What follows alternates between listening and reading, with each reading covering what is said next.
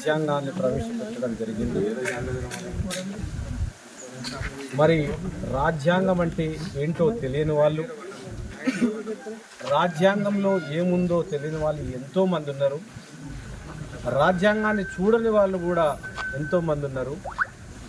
మరి వీళ్ళందరినీ కూడా ప్రజాస్వామ్యయుతంగా విద్య లేని వాళ్ళను, విద్యావంతులను, నిరుపేదలను, ధనవంతులను, దేశాన్ని ముక్కలు ముక్కలు చేస్తా అని భీష్మించుకున్న వాళ్ళను అందరినీ కూడా ప్రజాస్వామ్యయుతంగా ఈరోజు మనం అందరం కూడా సమానత్వంతో మనగగలుగుతున్నామంటే ఈ రాజ్యాంగం యొక్క ముఖ్య ఉద్దేశ్యం.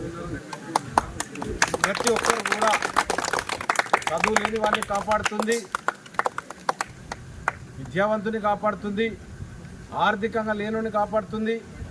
మరి అందరూ కూడా ఈ భారతదేశంలో ప్రజాస్వామ్యయుతంగా కలిసి మెలిసి సమానత్వంగా బ్రతుకును ప్రసాదించింది ఈ రాజ్యాంగం. మరి ఈరోజు కొంతమంది మన దేశంలో రాజ్యాంగాన్ని ప్రవేశపెట్టే ముందు అంబేద్కర్ గారు ఎన్నో వివిధ దేశాల యొక్క వాళ్ళ రాజ్యాంగాలను చూసినప్పుడు దానికంటే మెరుగుగా ఈ దేశం ఈశాన్య రాష్ట్రాల్లో చిన్న భిన్నం అయిపోయినప్పుడు, తీవ్రవాదులు రాష్ట్రాలను విడదీస్తా అన్నప్పుడు సంఘటితంగా ఉంచి వాళ్ళను ప్రజాస్వామ్యాన్ని కాపాడింది ఈ రాజ్యాంగం. మరి అటువంటి రాజ్యాంగాన్ని ఈరోజు కొంతమంది దుష్టశక్తులు అనాలో లేక దేశద్రోహులు అనాలో ఈ రాజ్యాంగాన్ని మారుస్తా అంటున్నారు.